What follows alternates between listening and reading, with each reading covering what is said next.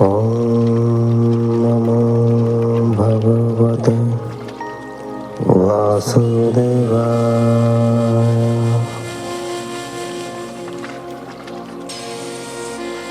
ॐ नमो भगवते वासुदेवाय।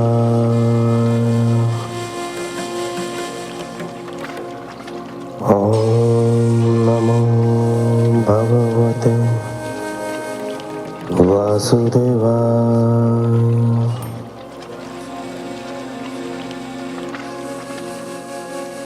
आप सुन रहे हैं हिंदू रिचुअल्स, हिंदू रीति रिवाज द्वारा प्रसारित श्रीमद् भागवत महापुराण।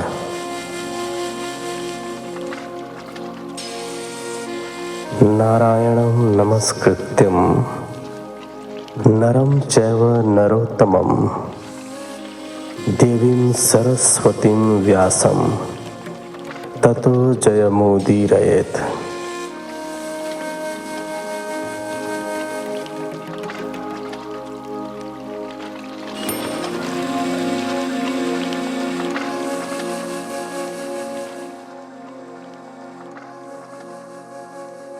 श्रीमद् भागवत महापुराण के द्वादश स्कंध में आपका स्वागत है।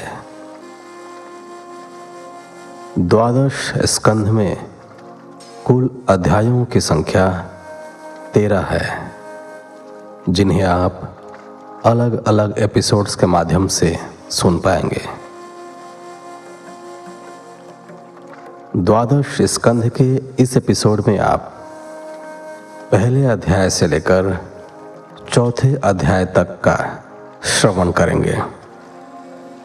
तो चलिए कथा प्रारंभ करते हैं पहले अध्याय से।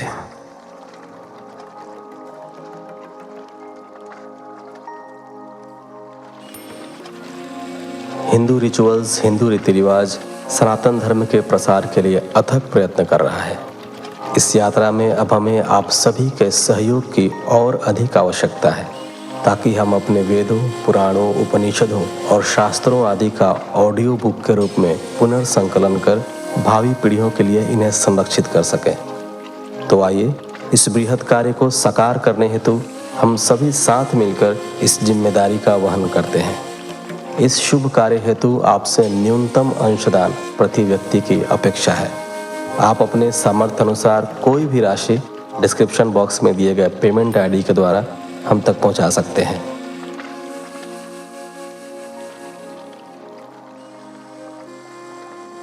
पहला अध्याय। कलयुग के राजाओं का वंश वर्णन। राजा परीक्षित ने पूछा, मुनिवर, श्री कृष्ण के स्वधाम पधारने के उपरांत पृथ्वी पर किस वंश का राज्य हुआ? आगे किसका होगा, कृपया मुझे बताइए। श्री शुकदेव जी ने कहा, परीक्षित, जरासंध के वंश में जो अंतिम राजा होगा वह पुरंजय नाम का राजा होगा। उसका मंत्री होगा शूनक। वह अपने स्वामी राजा पुरंजय का वध कर देगा और अपने पुत्र प्रद्योत को राज सिंहासन पर बैठाएगा। प्रद्योत का पुत्र होगा पालक, उसका विशाखयूप, उसका राजक, उसका नंदीवर्धन। प्रद्योत वंश के ये 5 राजा 148 वर्ष तक पृथ्वी पर राज्य करेंगे। इसके बाद शिशुनाग नाम का राजा होगा। उसका पुत्र काकवर्ण, उसका क्षेमधर्मा, उसका क्षेत्रज्ञ, उसका विधिसार, उसका अजातशत्रु, उसका दर्भक, उसका पुत्र अजय होगा। अजय से नंदीवर्धन, उससे महानंदी, ये 10 राजा शिशुनाग वंश के कहलाएंगे।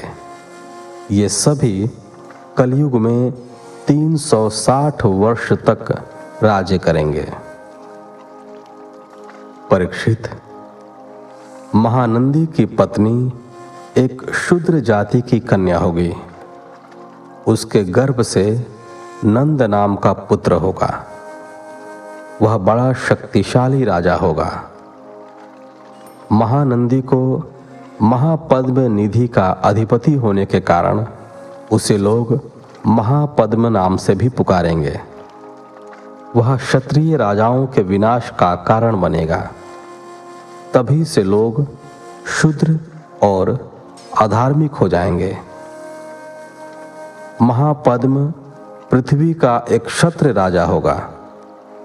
उसके शासन को कोई भी चुनौती नहीं दे सकेगा। सुमाल आदि इसके 8 पुत्र होंगे। वे सभी राजा बनकर 100 वर्ष तक पृथ्वी का शासन करेंगे। कौटिल्य अर्थात चाणक्य के नाम से विख्यात एक प्रसिद्ध ब्राह्मण नंद वंश का विनाश कर देंगे।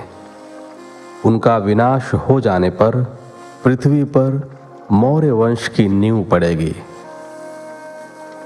चाणक्य सर्वप्रथम चंद्रगुप्त मौर्य को राजा के पद पर आसीन कराएंगे। चंद्रगुप्त का पुत्र होगा वारिसार और उसका पुत्र अशोकवर्धन महान सम्राट होगा। अशोक का पुत्र होगा सुयश, उसका संगत, उसका शालिशुक, उसका सोम शर्मा, उसका शतधन्वा और उसका पुत्र होगा बृहद्रथ। मौर्य वंश के ये 10 राजा कलयुग में 137 वर्ष तक राज्य करेंगे।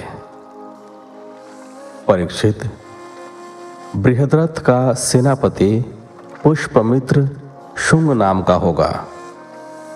वह अपने स्वामी को मारकर स्वयं राजा बन जाएगा। इसका पुत्र होगा अग्निमित्र और उसका सुज्येष्ठ होगा। उसका वसुमित्र, उसका भद्रक, उसका पुलिंद, उसका घोष, उसका वज्रमित्र, उसका भागवत और उसका देवभूति। शुंग वंश के ये 10 नरपति 112 वर्ष तक पृथ्वी पर राज्य करेंगे। शुंग वंशी राजाओं के बाद पृथ्वी पर कण्व वंशी राजा होंगे। शुंग वंश का अंतिम राजा देवभूति बड़ा ही लंपट होगा। उसका मंत्री कण्ववंशी वसुदेव उसे मार डालेगा। वसुदेव का पुत्र होगा भूमित्र, उसका नारायण, उसका सुशर्मा। यह बड़ा यशस्वी राजा होगा। ये चारों नरपति कानवायन कहलाएंगे और कलयुग में 345 वर्ष तक राज्य करेंगे। सुशर्मा का शूद्र सेवक बलि अंध्र जाति का होगा और बड़ा दुष्ट होगा। वह सुशर्मा को मारकर स्वयं राजा बन जाएगा। उसके बाद उसका भाई कृष्ण राजा होगा। कृष्ण का पुत्र श्री शांतकर्ण और उसका पौर्णमास होगा। उसका लंबोदर, उसका चिबिलक, उसका मेघस्वाति, उसका अटमान, उसका अनिष्टकर्मा, उसका हालेय, उसका तिलक, उसका पुरुष भीरु, उसका सुनंदन, उसका चकोर। उसके 8 पुत्र बहु कहलाएंगे। सबसे छोटा शिव स्वाति बड़ा वीर होगा। उसका पुत्र गोमती पुत्र, उसका पुरिमान, उसका मेदहशिरा, उसका शिव स्कंद, उसका यशश्री, उसका विजय और उसके 2 पुत्र चंद्रविज्ञ और लोमधी होंगे। ये 30 राजा 456 वर्ष तक पृथ्वी का राज्य करेंगे। परीक्षित, इसके बाद अवभृति नगरी के साथ आभीर, 10 गर्दभी और 16 कंक पृथ्वी पर राज्य करेंगे, जो बड़े लोभी होंगे। इनके बाद 8 यवन और 14 तुर्क राज्य करेंगे। उनके बाद गुरुंड और 11 मौन राजा होंगे। मौनों के अतिरिक्त ये सभी 1099 वर्ष तक पृथ्वी पर राज्य करेंगे। 11 मौन नरपति 300 वर्ष तक राज्य करेंगे। उनके बाद किलकिला नगरी में भूतनंद नाम का राजा होगा। उसका पुत्र वंगिरी, उसका भाई शिशुनंदी तथा यशोनंदी और प्रवीरक 106 वर्ष तक राज्य करेंगे। उसके बाद बहालिकों का राज होगा। उनके बाद पुष्पमित्र और दुर्मित्र क्षत्रियों का राज्य होगा। बहालिक वंशी एक साथ कई प्रदेशों में राज्य करेंगे। 7 आंध्र देश में और 7 कोसल देश में राजा होंगे। कुछ विदुर भूमि के शासक होंगे और कुछ निषद देश के राजा होंगे। परीक्षित, इनके बाद मगध देश का राजा विश्वस्फूर्ति होगा। यह द्वितीय पुरंजय कहलाएगा। यह दुष्ट बुद्धि का राजा होगा। ब्राह्मणों का जबरन धर्म परिवर्तन करा देगा। क्षत्रियों और वैश्यों का नाश करेगा और शूद्रों की रक्षा करेगा। यह पद्मवती पुरी को राजधानी बनाकर हरिद्वार से प्रयाग तक सुरक्षित राज्य करेगा।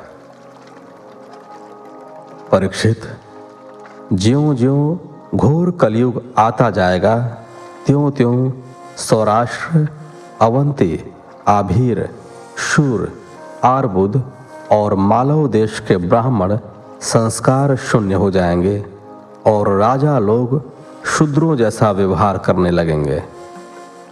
सिंधु तट, चंद्रभागा का तटवर्ती प्रदेश, कौंतीपुरी और कश्मीर मंडल पर प्रायः शूद्रों और मलेच्छों का राज्य होगा।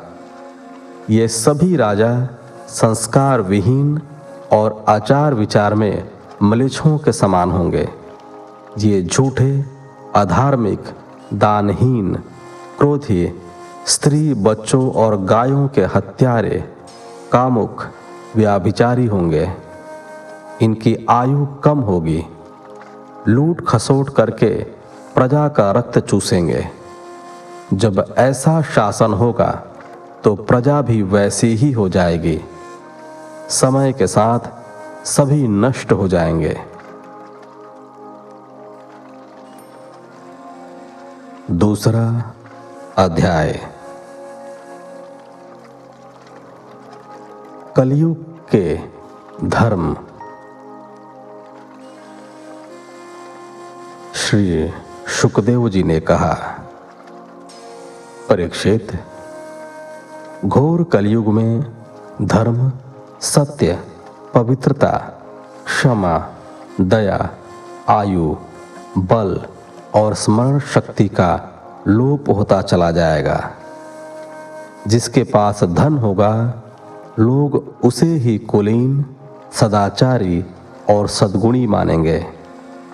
जिसके हाथों में शक्ति होगी, वही धर्म और न्याय की व्यवस्था अपने अनुकूल कराने में समर्थ होगा। विवाह संबंध युवक युवतियों की पारस्परिक रुचियों के अनुरूप होगा। जो जितना छल कपट करने में निपुण होगा, वह उतना ही व्यवहार कुशल माना जाएगा। ब्राह्मण की पहचान उसके गूढ़ स्वभाव से नहीं, यज्ञोपवीत से होगी। जो जितना दंभ पाखंड करने में चतुर होगा, उसे उतना ही बड़ा साधु समझा जाएगा। लोग आंतरिक सौंदर्य, शील, सदाचार पर नहीं, बाह्य रूप सज्जा पर ही अधिक ध्यान देंगे। बुजुर्गों का जरा जरा सी बात पर असम्मान होगा। स्वार्थ सिद्धि से अपना पेट पालना ही सबसे बड़ा धर्म होगा। धर्म का पालन मात्र दिखावे के लिए होगा। जब सारी पृथ्वी पर दुष्टों का और अनाचार का बोलबाला हो जाएगा, तब न्याय, नियम, व्यवस्था, मर्यादा आदि का कोई महत्व नहीं रहेगा। जो धन संपन्न और बली होगा वही शासक बन जाएगा। राजा निर्दयी और नीच होंगे। चारों ओर भ्रष्टाचार फैल जाएगा। मौसम में परिवर्तन आ जाएगा। कभी भयानक सूखा पड़ेगा तो कभी अनावृष्टि होगी। कभी भयंकर गर्मी पड़ेगी तो कभी सर्दी की पराकाष्ठा हो जाएगी। भयानक प्राकृतिक उत्पात होंगे और लोगों का विनाश होगा। परीक्षित, कलयुग में दोष से प्राणियों के शरीर छोटे और रोगग्रस्त होने लगेंगे।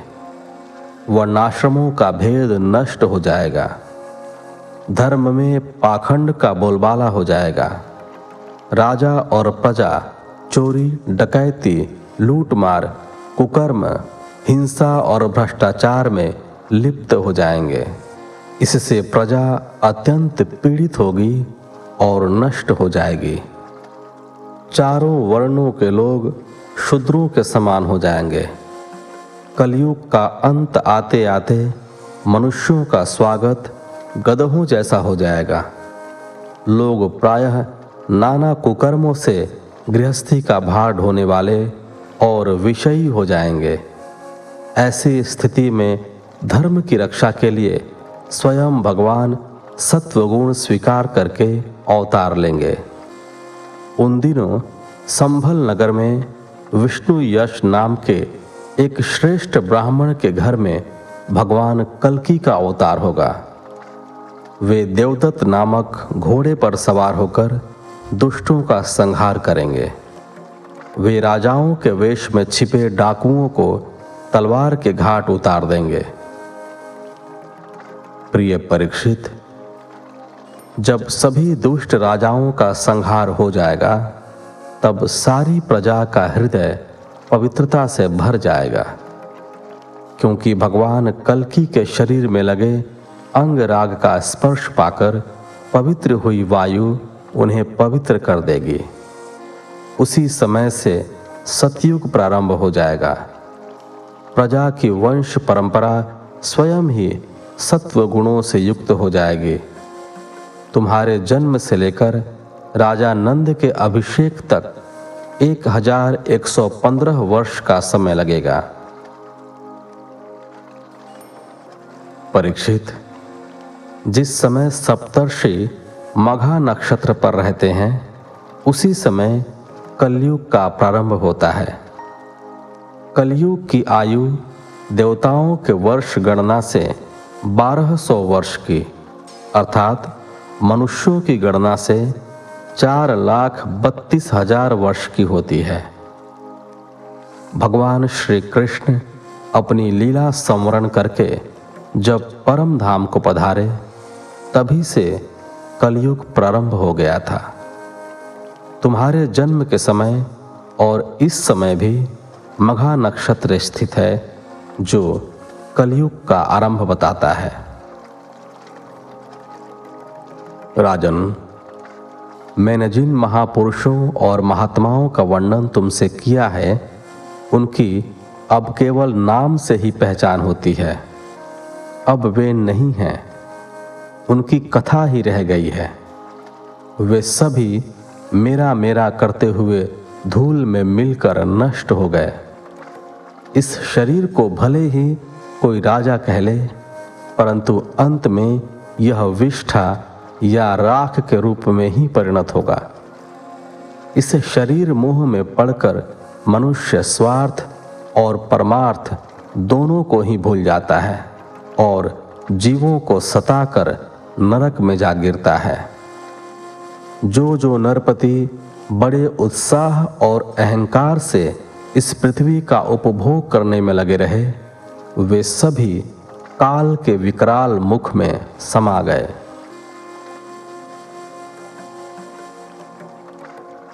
तीसरा अध्याय। कलयुग के दोषों से बचने का उपाय। श्री शुकदेव जी ने कहा, परीक्षित, मृत्यु के मुख में जाने वाले राजा लोग जब अपने बल पौरुष से इस धरती पर विजय प्राप्त करने का स्वप्न देखते हैं, तब यह पृथ्वी उन पर यह सोचकर हंसती है कि ये मूर्ख एक दिन मुझ में ही समा जाएंगे। वास्तव में यह शरीर मिट्टी ही तो है, जो मृत्यु के उपरांत मिट्टी में मिल जाता है। फिर भी मनुष्य इस पर गर्व करता है और सभी भौतिक पदार्थों पर अपना अधिकार जमाना चाहता है।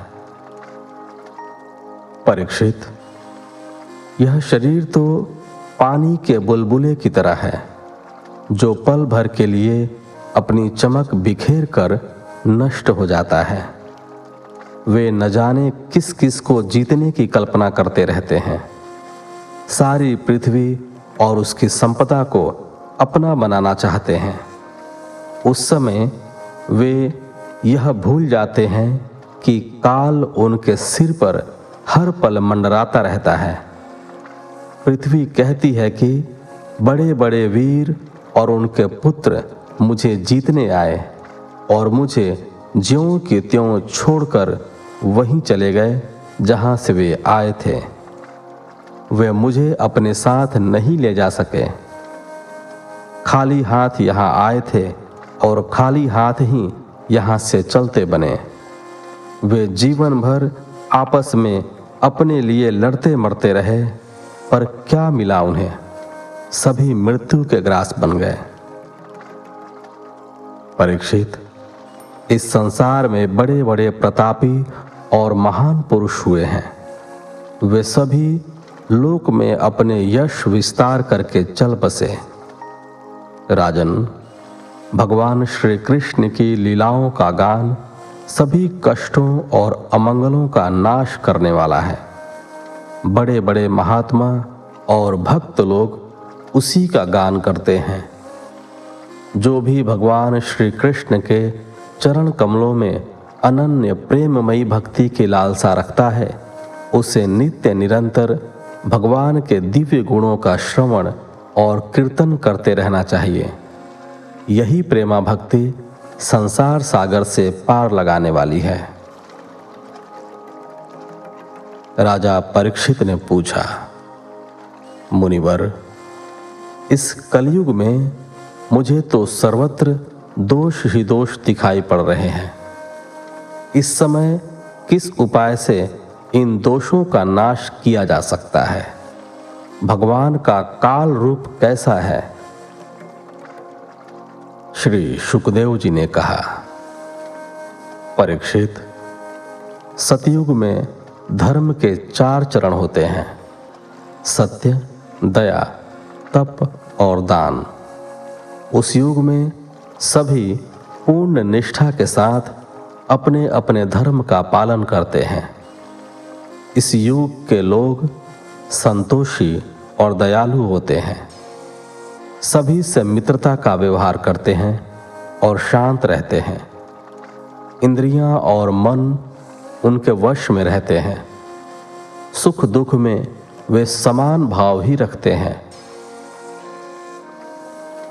परीक्षित, धर्म के अनुसार अधर्म के भी 4 चरण होते हैं: असत्य, हिंसा, असंतोष और कलह।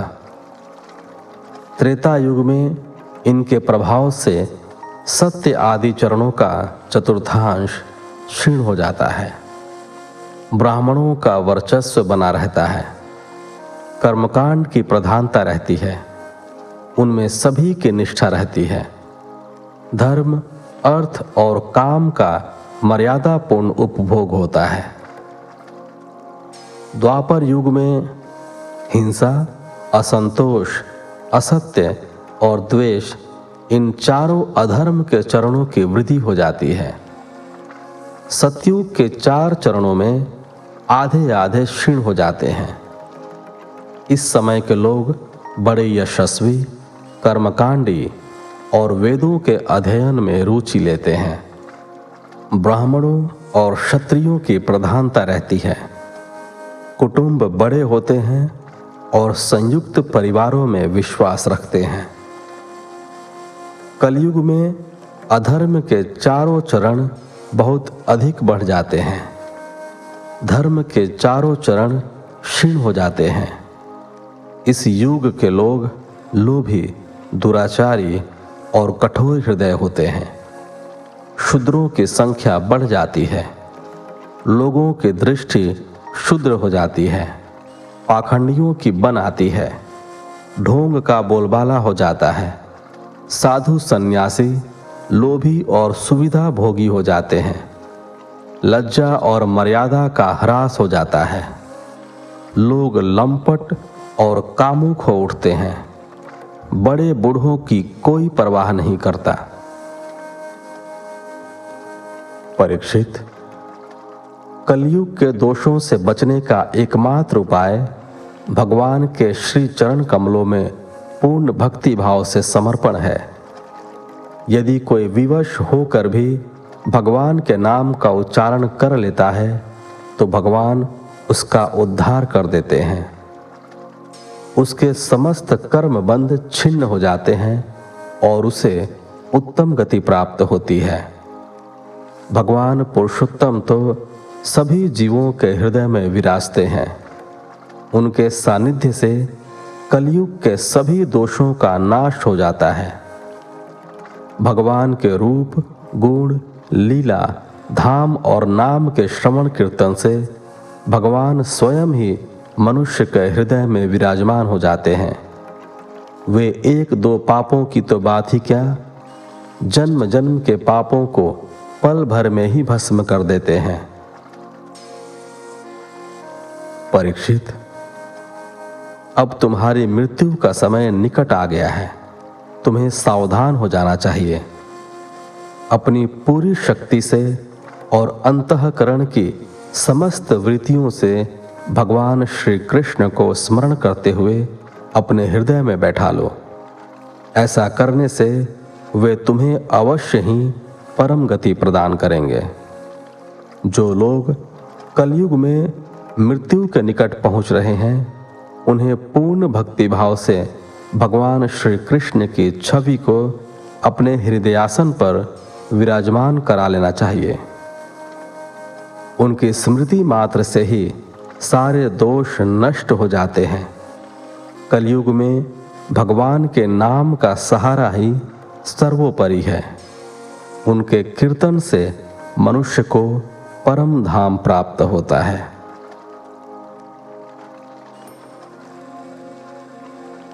चौथा अध्याय। 4 प्रकार के प्रलयों का वर्णन। श्री शुकदेव जी ने कहा, परीक्षित, 1000 चतुर्युगी का ब्रह्मा का एक दिन माना जाता है। ब्रह्मा के इस एक दिन को ही कल्प कहते हैं। एक कल्प में 14 मनु होते हैं। कल्प के अंत में उतने ही समय तक प्रलय रहता है। प्रलय को ही ब्रह्मा की रात कहा जाता है। उस समय तीनों लोक लीन हो जाते हैं। इसे ही प्रलय कहते हैं। इसे नैमित्तिक प्रलय कहते हैं। इस प्रलय में सारे विश्व को अपने भीतर समेटकर ब्रह्मा और नारायण भी शयन कर जाते हैं।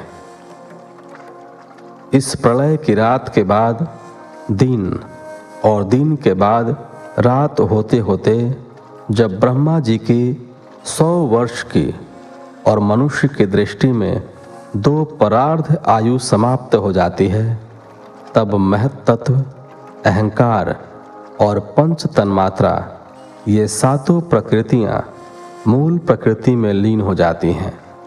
तब इसे प्राकृतिक प्रलय कहा जाता है। इस प्रलय में पंचभूतों से बना हुआ ब्रह्मांड अपना स्थूल रूप छोड़कर कारण रूप में स्थित हो जाता है। परीक्षित, प्रलय काल आने पर 100 वर्ष तक मेघ पृथ्वी पर वर्षा नहीं करते। अन्न न होने से लोग भूख प्यास से व्याकुल होकर एक दूसरे को खाने लगते हैं। उस समय भगवान शिव के मुख से प्रलयकालीन अग्नि प्रकट होती है, जो तल अतल आदि 7 लोकों को भस्म कर देती है। सारा ब्रह्मांड आग, धुएं, धूल और भयानक उल्कापातों से भर जाता है और सारा संसार एक समुद्र का रूप ले लेता है। तब इसे जल प्रलय कहते हैं। राजन, इसके बाद जलमग्न पृथ्वी के गूढ़ रस को तेज तत्व ग्रस लेता है और जल नीरस होकर तेज में समा जाता है। वायु भी स्पर्शहीन होकर आकाश में शांत हो जाता है। तामस गुण आकाश के गुण शब्द को ग्रस लेता है और आकाश शब्दहीन होकर तामस अहंकार में लीन हो जाता है। तेज में समस्त इंद्रियां लीन हो जाती हैं। इसके बाद महत तत्व अहंकार को और सत्व आदि गुण महत तत्व को ग्रस लेता है। इसी प्रकार प्रकृति भी अपने गुणों को ग्रस लेती है और प्रकृति ही शेष रह जाती है, जो कि इस चराचर जगत का मूल कारण है। वह अव्यक्त, अनादि, अनंत, नित्य और अविनाशी है। उस समय सर्वत्र सोया हुआ शून्य सा रहता है। इस अवस्था को आत्यंतिक प्रलय कहते हैं। इस समय पुरुष और प्रकृति दोनों शक्तियां काल के प्रभाव से क्षीण हो जाती हैं और अपने मूल स्वरूप में स्थित हो जाती हैं। परीक्षित, जागृत, स्वप्न और सुषुप्ति, ये तीनों अवस्थाएं बुद्धि की हैं। इनके कारण ही अंतरात्मा में विश्व, तेजस और प्राग रूप नाना तत्वों की प्रतीति होती है, परंतु यह केवल माया मात्र है। आत्मा से इनका कोई संबंध नहीं है। यह विश्व उत्पत्ति और प्रलय से ग्रस्त है। इसके अनेक रूप एक में ही निहित है। यह एक ही सत्य है। जो भेद दिखाई पड़ता है वह ब्रह्म मात्र ही है। यह भी अपने अधिष्ठान ब्रह्म स्वरूप आत्मा से भिन्न नहीं है। परीक्षित, तत्वदर्शी लोगों का कहना है कि ब्रह्मा से लेकर तिनके तक जितने भी प्राणी या पदार्थ हैं, सभी हर समय पैदा होते रहते हैं और मरते रहते हैं। इस प्रकार उत्पत्ति और प्रलय नित्य रूप से होता ही रहता है, परंतु भगवान के स्वरूप भूत अनादि अनंत काल के कारण प्राणियों की उत्पत्ति और प्रलय का पता नहीं चल पाता। विश्व विधाता भगवान नारायण ही समस्त प्राणियों और शक्तियों के आश्रय हैं। परीक्षित, जो लोग इस संसार सागर से पार जाना चाहते हैं अथवा जो लोग अनेक प्रकार के दुखों से दग्ध हो रहे हैं, उनके लिए पुरुषोत्तम भगवान की लीला कथा रस का सेवन करने के अतिरिक्त और कोई साधन अथवा नौका नहीं है। लीला कथाओं के सेवन से ही मनुष्य को मुक्ति प्राप्त हो सकती है। इसे ही श्रीमद् भागवत पुराण कहते हैं। इस पुराण के कथन श्रवण से समस्त व्याधियों का शमन हो जाता है। इस प्रकार चौथे अध्याय के साथ इस एपिसोड को यहीं विराम देते हैं। मिलते हैं आपसे अगले एपिसोड में। तब तक के लिए धन्यवाद। जय श्री हरि।